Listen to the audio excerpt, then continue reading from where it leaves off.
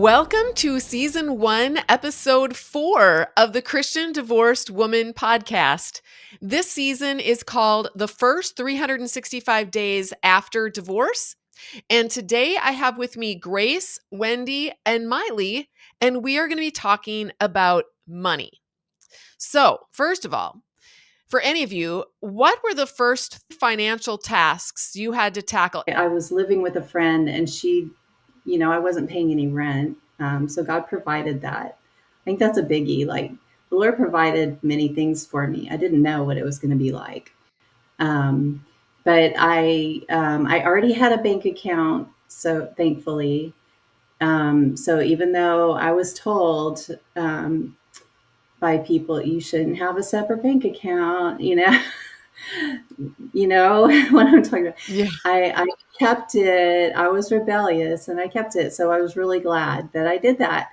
But and then I just had to budget and I had to start digging in and finding some more work, which was scary because I worked part-time throughout our marriage and I kept that job. But then I really, really, really needed to find more work and that was tough. I had to learn how to do a resume, the more modern resumes. Sure. Because it was like the 90s the last time I'd done it. Yeah, right.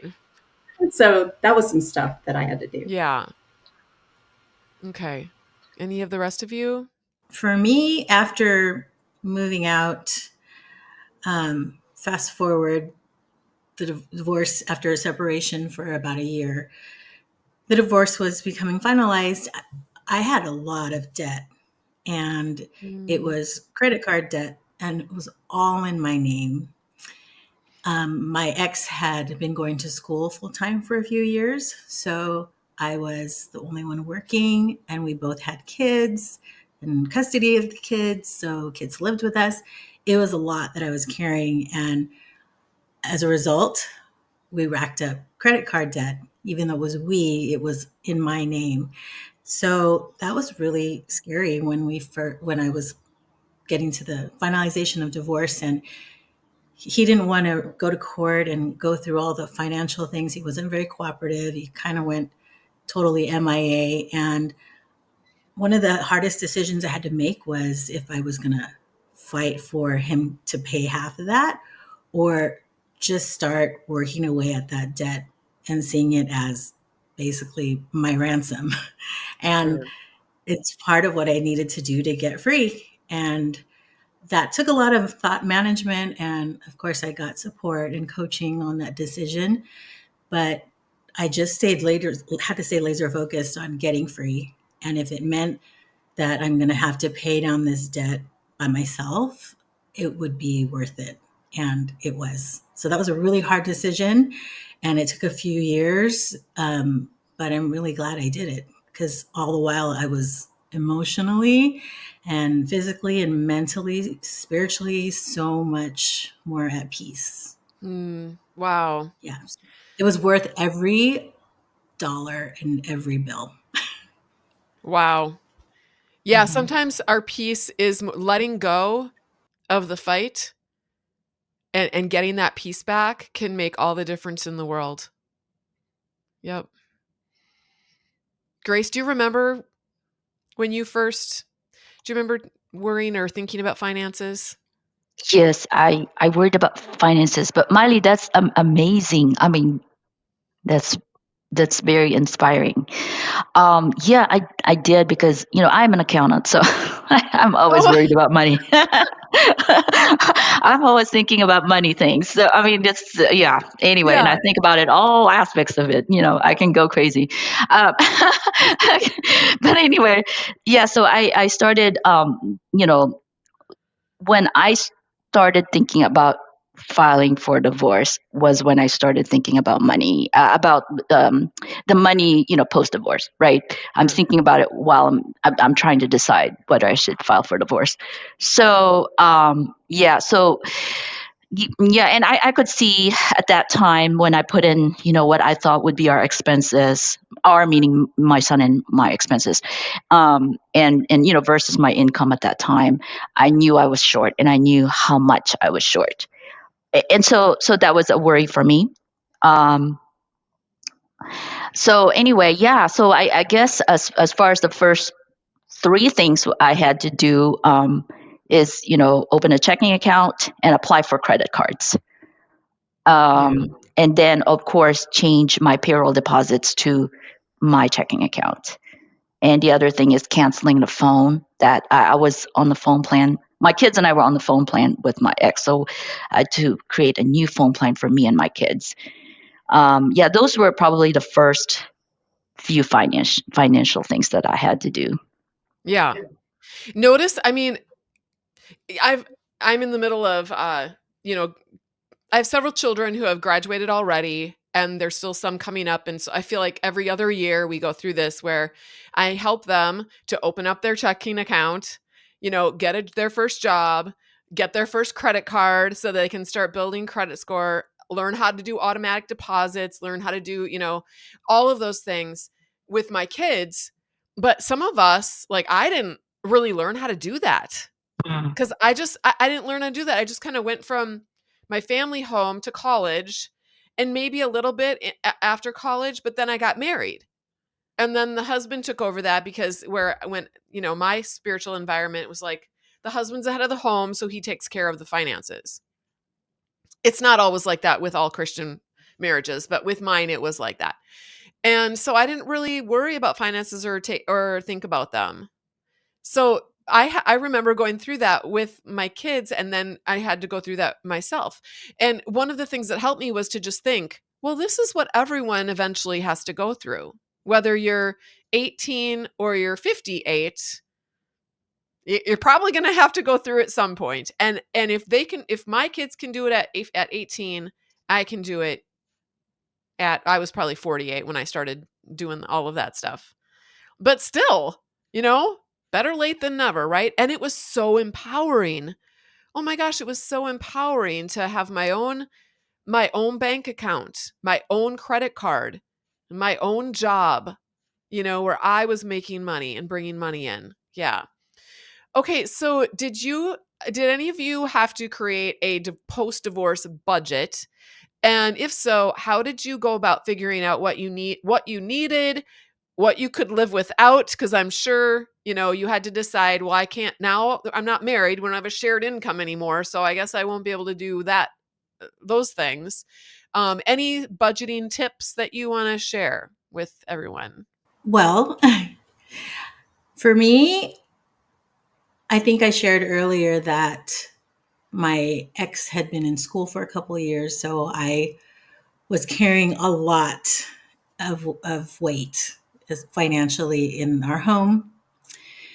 And he ended up not finishing. He ended up deciding that he didn't want to finish out the program. So financially, that was really hard too, because then he went back to work, but we had just this huge deficit. And anyway, shortly after that, we ended up separating and I left and I was headed towards divorce.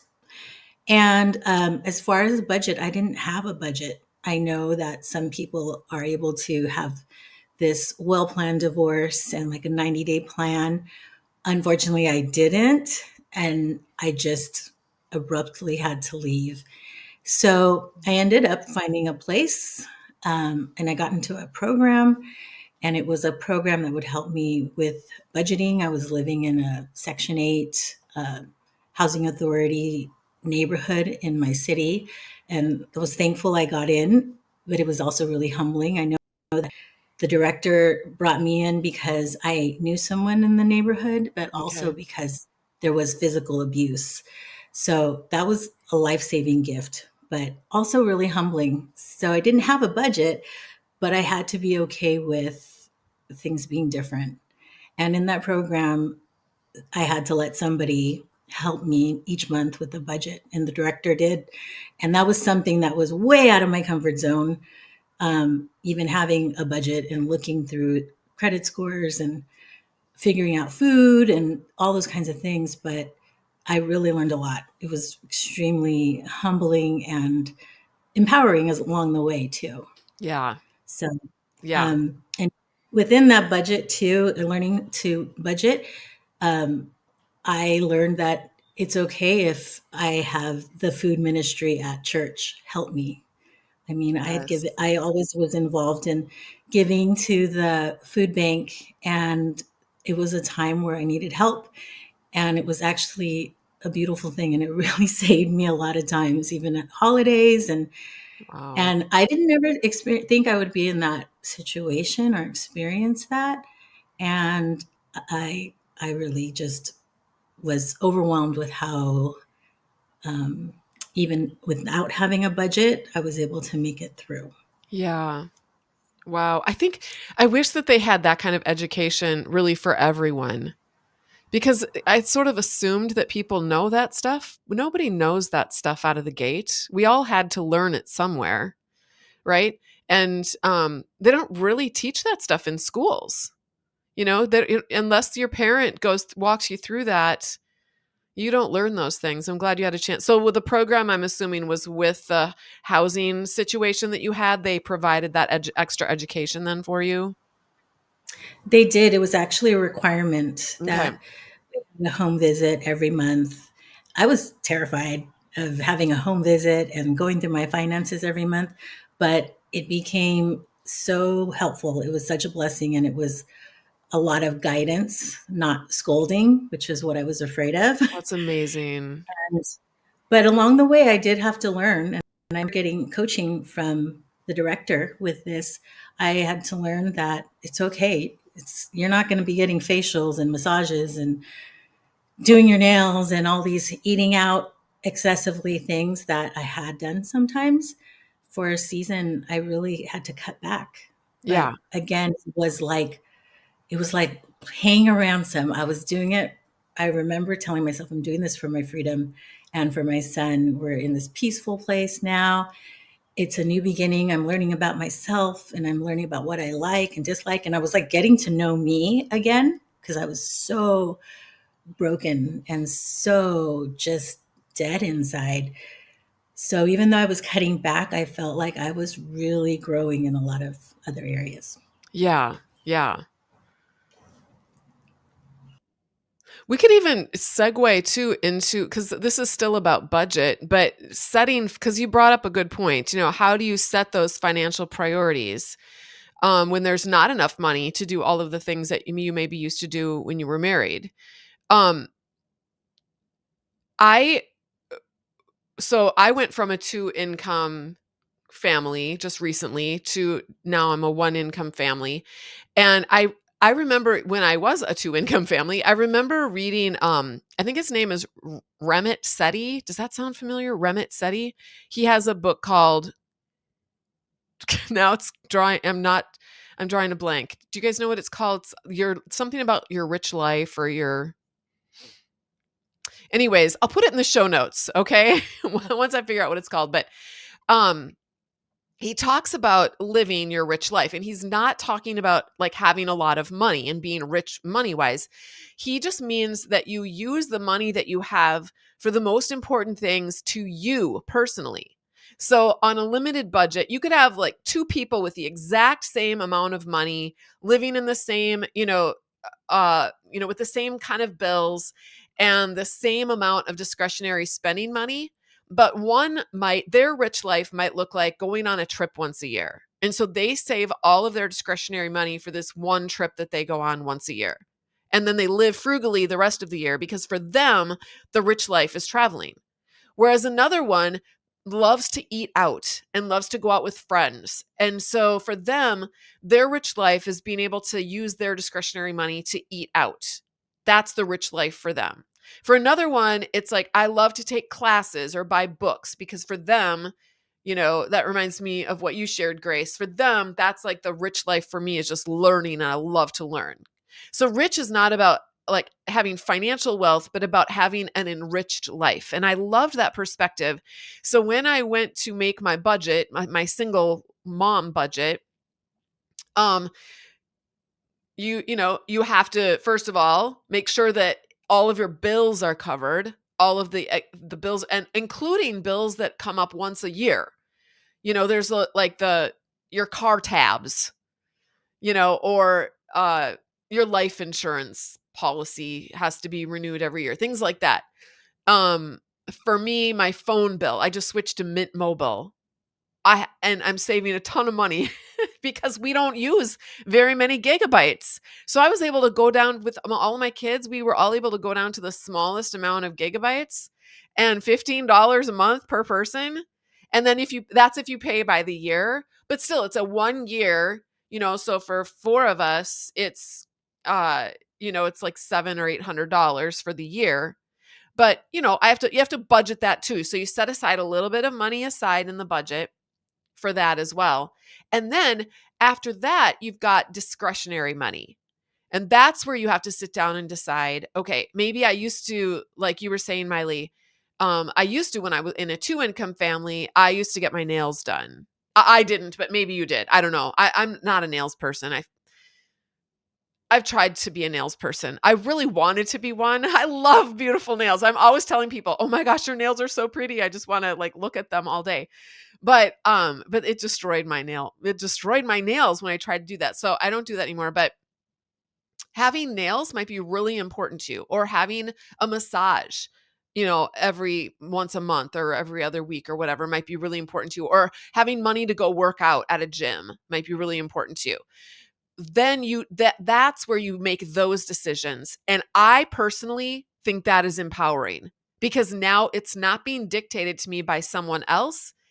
I can ask myself, who am I, and how do I want to budget so that I'm living my enriched life, right?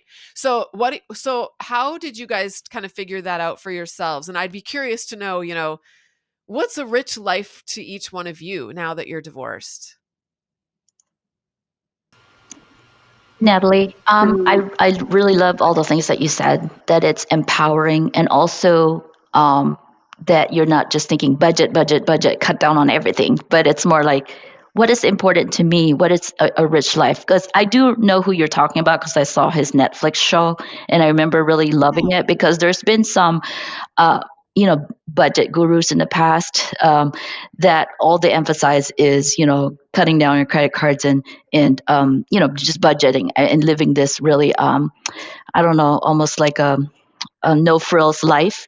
And Yeah, then you save until retirement. And then I'm thinking in my head, yeah, but by the time you get there, you don't know how to enjoy yourself. So what was the point? Because then exactly. your entire life you have done without. So then you're going to feel guilty about even using any of the things you saved for. But yeah, anyway, I love everything that you said, and yeah, and also what Miley said. I would say, as far as for me, my rich life is being able to have vacations with my kids each year, because for me it's spending time with them.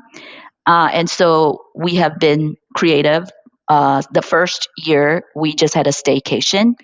My daughter had to fly in though, but still, we didn't all have to fly. We didn't have to have a hotel, and then we just acted like tourists in the town that we live in. Got to do Oh, touristy fun. things, like museum, go to the zoo, whatever things that we don't take the time to do because we live here. So yeah, I've decided, or we actually talked about it, we'll do every other year where the other year we might travel, and then the other years we just do something very simple, staycation kind of thing.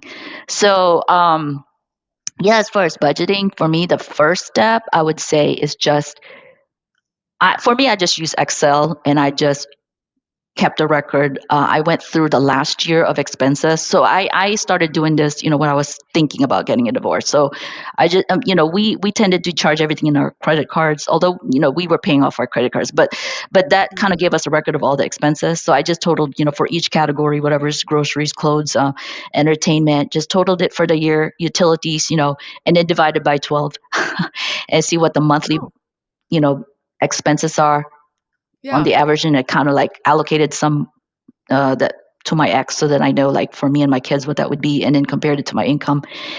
And as I said, when I first did that, I was short, but at least I knew where I was, right? So that's really just Yeah. the first step. See where you're at, and then that's when you start to get creative. And I would say do it with a three-pronged approach, right? One is kind of like Miley was saying. I think that's very important.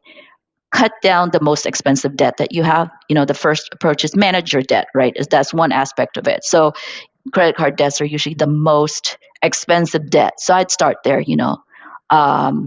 try to pay a bit more. Do not just try not to just pay the minimum, that kind of thing. Um, and also minimizing debt, right? Which would mean like delaying purchases. Like, my car is, has 171,000 miles. I've been delaying buying one. But I was just telling Wendy earlier, everything seems to be happening at once for me right now. But the other one other thing that's happening is like my car just the transmission just decided to go. They told me it's going to be an $11,000 thing. So now I have to look for a car. So it's kind of like one of those things. But I've tried to delay it as much as possible to minimize debt. Um, so that's one approach, is managing your debt, and second is managing your expenses, kind of like you're saying, just prioritizing what's important. I try to cut down on subscriptions, those monthly things that you don't need, but there's going to be a few that you're Yeah. going to need, right? Because I have to think about, okay, what's most important to me, what am I going to use the most, and those are the only like monthly things that I have, you know. And I do watch Netflix, but I use it through my phone. My phone plan gives us a free version of a ad Netflix, and so that's the Yeah. only thing that I watch. I don't have cable. I don't have anything else. So basically, just finding little ways to save money, being creative, like getting my hair done. I instead of going, I used to go like every 3 months. Then I said, okay, no, I'm going to cut down to every 4 months, and then in between I'll try to do some things to make it look okay, so like even delaying frequencies, that's one way to cut down without totally cutting down. You still kind of like do what you enjoy.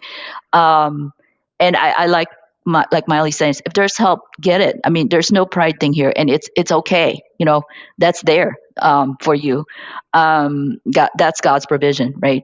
And then the third, so one aspect is managing your debt, second is being creative with the expenses, prioritizing, delaying purchases, things like that. And then the third thing I would say is just strategize about your income, right? Try to maybe get a side hustle if you have, you know, something you do that could help you earn money. For me, I have just figured out, hey, you know what? I'm short this much. Guess what? I'm going to work on getting promoted, and that's what I've been focused on the last couple of years. Fortunately, because now that I'm single, I can focus on my career and not feel guilty about it. So I just, I would Mm. say I got a mentor. That's very important to help you, because I've never been ambitious as far as career before. Like, I've never tried to get a promotion or anything like that. Um, but now that I see, okay, I need this, and I'm also learning to value myself. And I have mentors that help me, advocate, they even give me words. This is something you could say, and I never even Yeah. thought about those things before.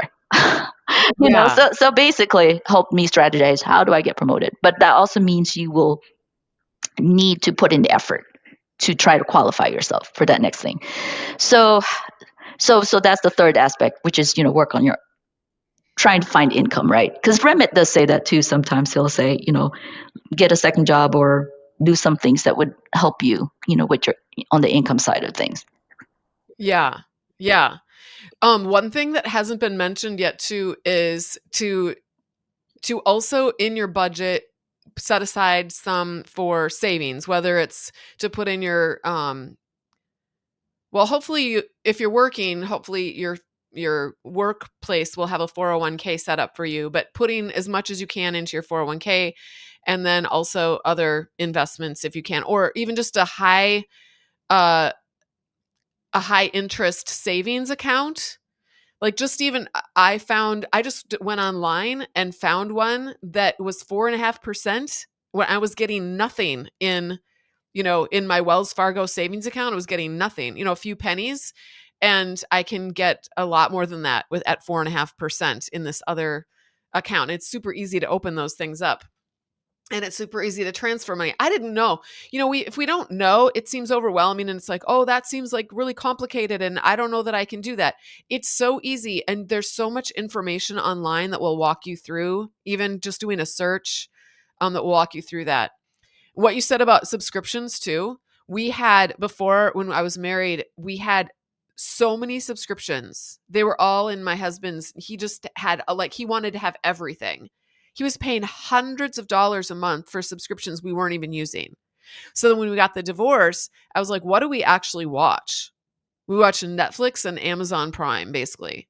So I got us the cheapest subscription with ads, because who cares? So we watch a few ads. What's the big deal? I got that, and now we're set. We're basically doing everything that we did before, only we're doing it for way less money. And then you mentioned an Excel sheet because you're an accountant and you probably know how to use Excel. But for the rest of us who don't, I just am not a numbers person. I'm totally a moron when it comes to numbers. If you even say several numbers in a row, I will never know what you said. It'll just be like Greek to me. So I don't know why my brain doesn't work that way, but I've tried different budget apps and that have also just confused me and left me frustrated. But I finally found an app that I love, and it's the Monarch app. And I'll put a link to it in the show notes if anyone wants to try it out. But I don't remember how much it is a year, but it's a reasonable cost per year, and it tracks all of your spending through your credit cards. You can set up goals for savings, you can set up goals for like if you want to take a vacation. Um it's much more intuitive to use, and it didn't make my 58-year-old brain freeze up. Okay. And if I had a problem, I would just ask them, ask the people on the app, how do I do this? And then they would tell me. So, I think the Monarch app is a great budgeting app if you want to do a budget. Now I feel like I've been using it for a while, and I don't even really know that I need it anymore. I feel like once you get into a routine, you kind of don't necessarily need to have that anymore, but I definitely needed it to figure things out at the beginning. So I just use a notebook. oh, there you go. That's another option. I just list, I don't know why, but it just works for me. I just list it all out. My regular expenses that I know are going to be the same every month. I have those. And then I do the variable expenses, and I try to check in pretty regularly, Yeah. And it looks like sometimes some of my pages look a little nutty, so it wouldn't, but I understand what's going on. Yeah. That's what's important. It just works for me. And then I just cut, I recently, well, I've been doing it for a while, cutting my subscriptions way down. And then pretty much, I don't think I have any streaming subscriptions anymore, and I just use free stuff. And but I have a financial advisor too, which I love her. She's so great and helps me so much, because I'm kind of like, I feel like I know enough to be dangerous, and Yeah. Yes. So she, especially, knowing that I was going to have, the money coming in from the divorce. And I was like, I want someone to help me figure out what to do with all this money that is best. Yeah. And so I knew her I had a couple of friends who work with her too.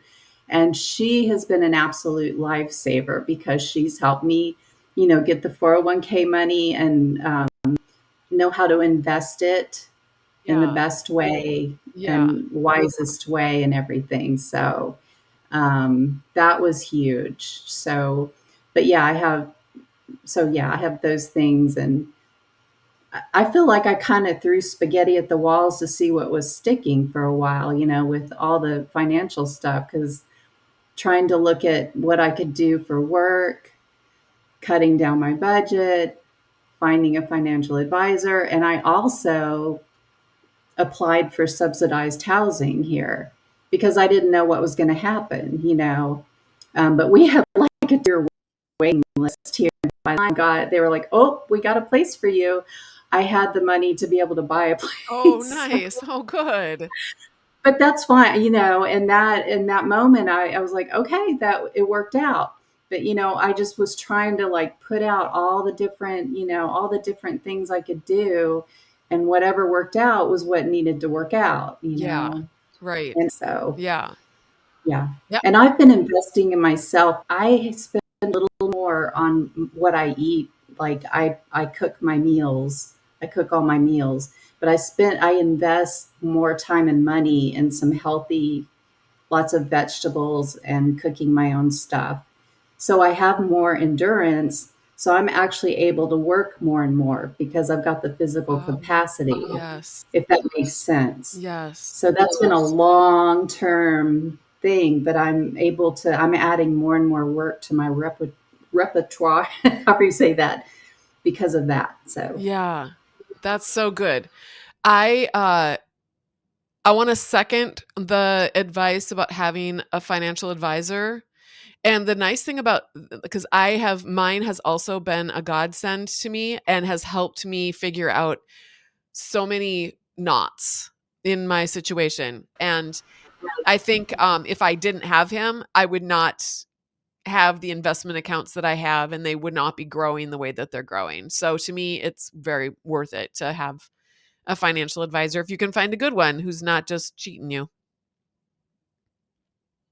That was good though, because here we had 3 different ways of people doing it. One's using an app, one's using an Excel sheet, one's using a notebook. And all of those things work. It's just whatever you feels most comfortable to you. How did you handle things like health insurance or car insurance or other logistical adulting tasks that maybe your spouse used to handle? Or maybe you did. There are some Christian couples where the wife is doing everything. And in fact, I have a couple friends whose their husband didn't work, didn't manage any of the bills, didn't just spent the money. That's all the husband did. He just did nothing, watched TV and spent the money. And it was all on her. So actually, when those women got divorced, it was like, oh, thank goodness I got rid of that monkey on my back, right? But I think for most of us, especially those of us who were raised in really traditional ideas of how marriage works, it was the husband who kind of managed things. So what was it like for you guys, and what did you have to learn as far as other issues related to money? Well, I would say that, do your research and try to find the best quote. I wouldn't go with the first quote. I called at least 3 different home insurance companies.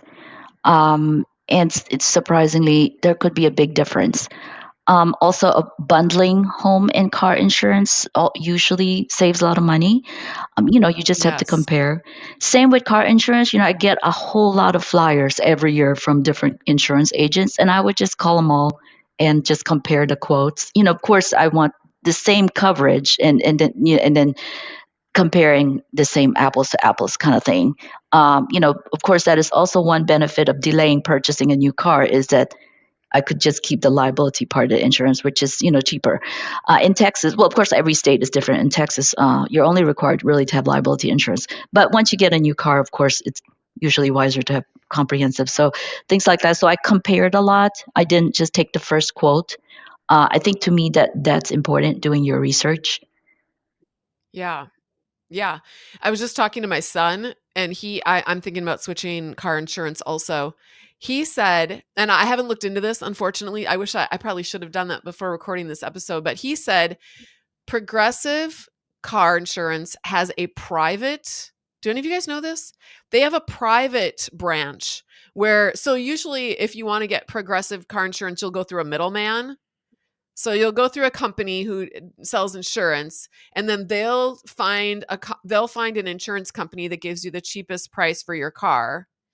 But and it might be Progressive, but it will still be higher than if you just go straight to Progressive and get and it's a different branch. So I think you'd have to Google like Progressive private insurance or something like that, car insurance. And if you go through them directly, then you're going to get a much better deal than if you go through a middleman. So I'm going through a middleman right now. I think I have Liberty Mutual insurance for everything. I've bundled everything, but I'm going to, so even after you get divorced and you've kind of gone on, you can still tweak things. I feel like I'm still tweaking my money situation on a regular basis, and talking about it with people. Like my son is 31, he has a family, and he has his way. Talking about it with my older adult kids or with friends, getting information from them. How do you do it? You might get little tidbits that end up helping you save some money as well. So I think just keeping your eyes and ears open to ways to save is important. All right. Did any of you guys have to find new income after your divorce? And if so, what steps did you take to get a job or start a business or increase your income? Okay, I think I mentioned this a little bit earlier, but yeah, I was just working part-time as an art teacher, and I had to get like I said, my health a little better.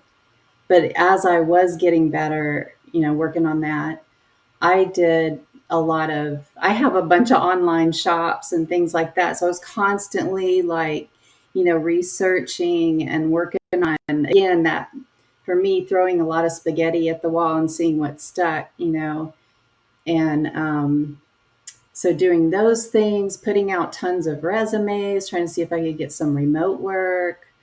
But I ended up, I tried to get, I love teaching, but I was trying to kind of get out of teaching. Okay.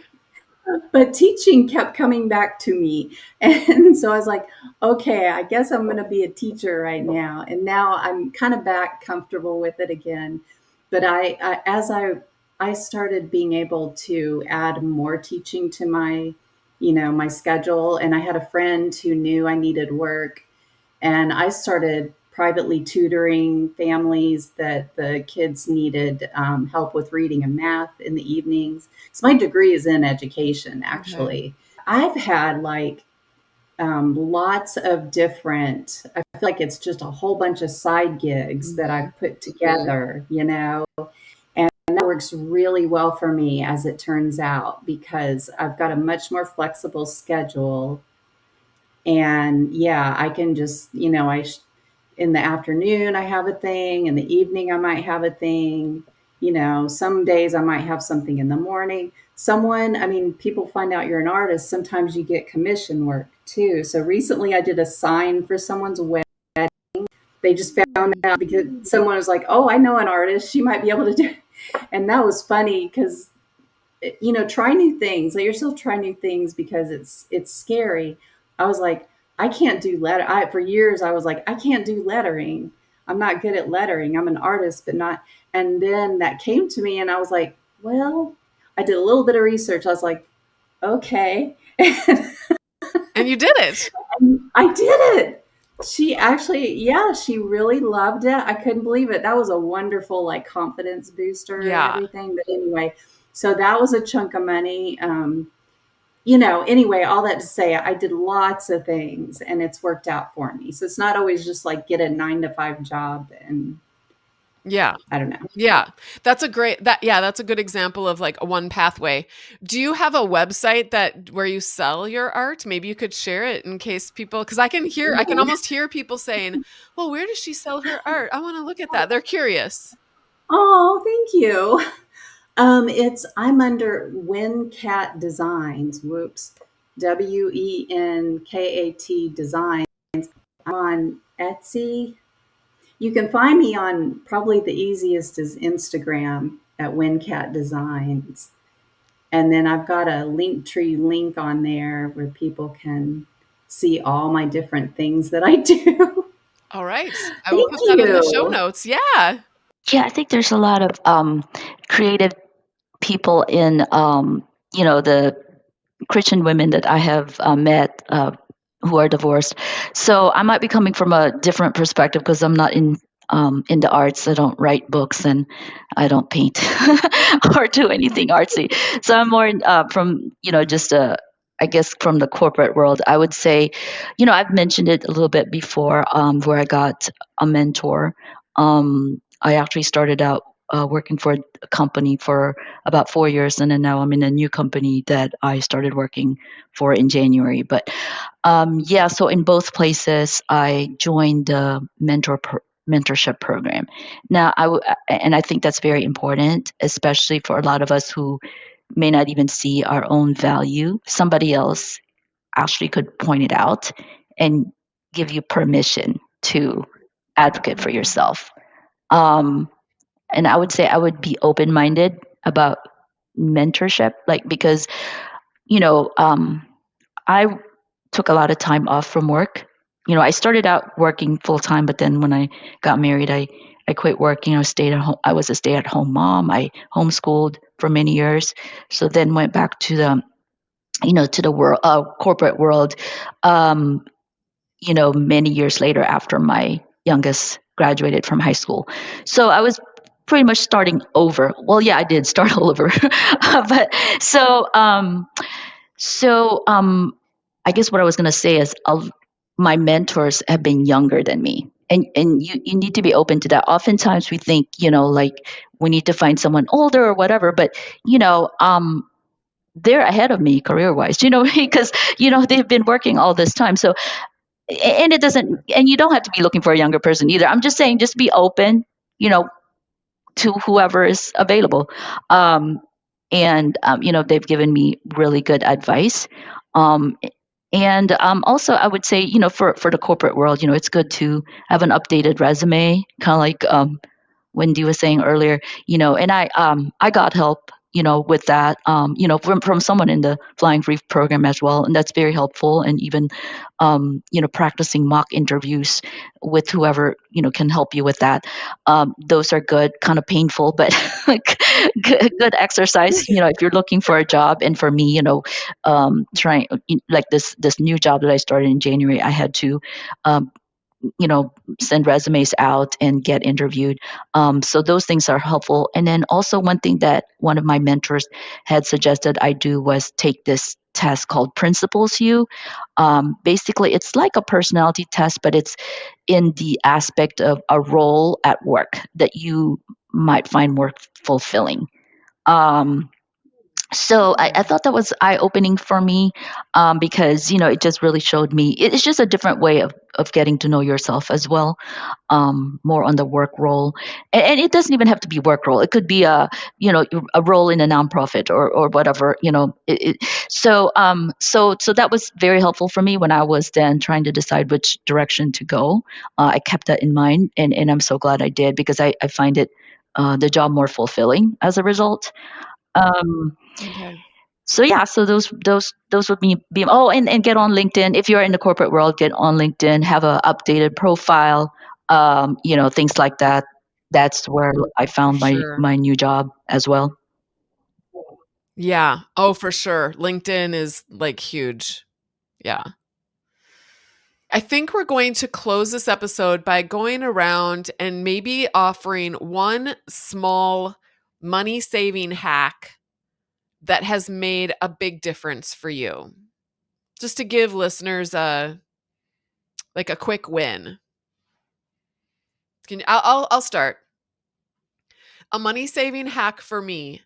It's going to sound counterintuitive, but when I was married with the second husband, he would like grab groceries on the way home from work. So I didn't have to spend a lot of time grocery shopping. I would make the lists and everything, but then he would do the grocery shopping. So once he was gone, it was like, okay, now I've got this extra job. And when I grocery shop, I don't know about you guys, but when I go into Target to grocery shop, as I'm walking through picking up my list, I just see so many other things that I really, really need. and and then I end up spending money that I really shouldn't spend. So what I've been doing for the last few months is making my grocery list and I order from Target and Sam's Club. And I order on the app, and then I go pick it up. It's free. I go and park, and I work out close to where both of these stores are. I go work out, and then I just always drive to Target, and then I drive to Sam's Club and pick up my groceries. And they bring them out and put them in my car, and I don't have to walk through the stores. I don't get anything extra. We always have what we need, but not what we don't need. And I have saved so much money doing grocery pickup. And time. I've saved so much money and time. So that's my hack. I do that with Walmart. Yeah, Okay. that's my regular grocery and household stuff. Is I just do that.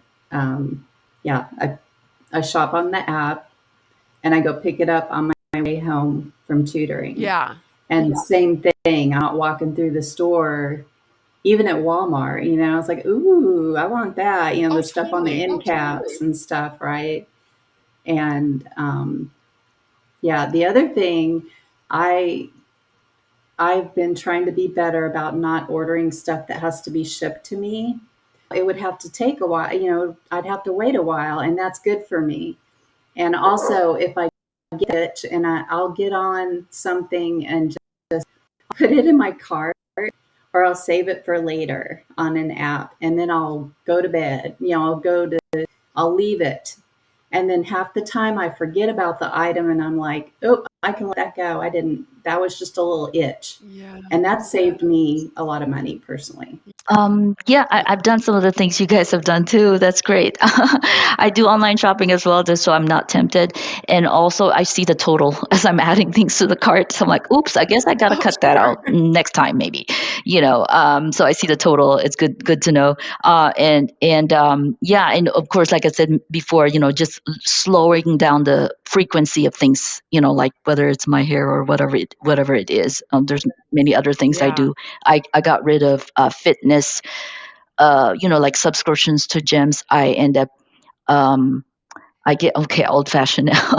I get DVDs of exercises because I still have a tiny DVD player, or I buy. They have like really cheap ones on Amazon Prime for $2 or $3, like the old exercise videos. I use those, so I'm Yeah. not like Yeah. paying anybody a monthly fee. And I have 3 yoga mats that I put next to each other, and that's my workout space. So just things like that, and cutting down on that subscription basically. I also used the reward. Found the most the credit card that gives the most cash back. Of course, if you find that credit cards cause you to spend more money, then don't do that. But for me, I use my credit card for almost everything. But I do pay it off each at the end of each month. But I do that because of the cash back, and I just have it going straight to a bank account, all the cash back, because all that time, like, I'm saving for a car. That's putting everything into this card, Amazing. all the cash back is going to go to a car. So that's kind of something I did just to set the money aside. And also try to, use your tax benefits as much as you can, right? If you have 401k, or if you're able to put money in an IRA, do that, because it saved your taxes, and you're also saving for retirement, right? Things like that. I also like the high yield savings accounts. I do also use online banking because of that. And also, I've taken advantage of what they call no penalty CDs, because they're higher interest, but you don't, if you have to take the money out, it doesn't penalize you, because we do need some emergency Yeah. funds. So that's kind of what I do with that. Gosh, those are great smart tips. I love that. I have to jump in and share something that this just happened. My son needed he's in ninth grade this year, and he had a choir concert, and they require them to wear a suit and dress shoes. And he didn't have a suit and dress shoes, and I mean, that's expensive. I didn't want to have to and this would be the only thing he'd ever wear it to, and he's still in his growth phase. So it would be like, okay, I'm buying him a suit and dress shoes to wear for one choir concert at a little church, that 100 people are going to watch. And then he's never, ever going to wear it again. The anxiety inside of me was, for some reason, this little thing just created a lot of anxiety for me. Well, we went to Goodwill, and I just kept I didn't know what we would find. We found, now it wasn't all matching, but it worked. We found a suit coat, suit pants, and dress shoes. And he already had a white dress shirt, so he didn't need that. And it worked. It wasn't like the latest fashion, but we're talking about a choir concert at a little church. No one was even looking at, they're just looking, he's, not even in the front row. It worked, and and we paid, I think it was $23 for everything. 23 bucks. So I was so excited about that. And then my other recent find, I'm so glad someone mentioned Facebook Marketplace, because my daughter, who is raising a little baby and just recently found out she's pregnant again. This, I think I can say it. This is Amy, the community support director. She's expecting again. She gets so many things on Facebook Marketplace for dirt cheap. Baby stuff. So she doesn't have to buy, and you know what baby stuff is like. It's expensive, and then you use it and then you don't need it anymore, and now you've got this extra thing. But she's found some amazing deals. And we recently needed a single bed for one of my kids. And I just went to Facebook Marketplace and bought one, a beautiful, like it looks like a Victorian, you know, white metal swirly swirls. And we found one for $100, and I just it was in pieces, and I threw it in the back of my van and brought it home, and we put it together, and it's gorgeous. It's gorgeous in her room. We already had a mattress. We didn't need to worry about that. So yeah, these are such great ideas. And honestly, it makes me wonder, why don't we do this all the time? Why don't we just first, what's wrong with first checking Facebook Marketplace or first checking Goodwill and see what they've got? And you can save a lot of money. All right, you guys, this has been a great episode. Thank you so much. If for those of you who are listening, you can hang out with these lovely women and myself. We are all in the Flying Higher program. I was going to say, Grace, when you were talking about subscriptions, getting rid of all your subscriptions, the thought crossed my mind, well, she's hanging on to her subscription to Flying Higher. So maybe you could close by just saying, why do you hang on to that subscription and not all of the other ones? Well, I mean, the returns have been way more than the cost. I'll have to say, coming from an accountant, the cost benefit analysis, the benefits Yeah. have been, exponential. I'm tuned in, so when I started out, I listened every day. Like I started from the very first episode and went in order to the newest one, and then I went through the curriculum. One lesson of the well, first I went through all the private coaching, listened to all the pre-recorded private coaching, and then I keep up with all the new ones, and then I went through the curriculum from first curriculum all the way to the end, even listened to 2 historical boot camp things. There's just a lot. And then I switched to Flying Higher and did the Yeah. same, went through all the curriculum. And now I'm just, I'm keeping up with, the new things, and then also reading books and, listening to other podcasts that are, recommended, I had kept the list. And so, yeah, to me, the benefits have been exponential over the cost. I mean, and it's like, every day I discover something new, and I'm constantly learning new things. And Natalie is just so. I don't know how you do it, but you have so much energy, and you are so excited about it every time. Like you really put in so much effort into it, but you have continued this passion. So I used to do therapy for a while before I filed for divorce, and also the first year after. But then I don't do that anymore because I feel like I'm actually getting so much more from the Flying Higher program. So yeah, I do that because benefits are so much more than the cost. That's amazing. And also very impressive that you have gone through all of those, because it's like almost 8 years worth of content. Yeah. But it also shows in Well, your thank life. you. It shows. Yeah, for sure. Yeah, I'm so glad that that all of you were able to come and contribute to this conversation. Thank you so much. And thank you to those of you who are listening. And until next time, fly higher.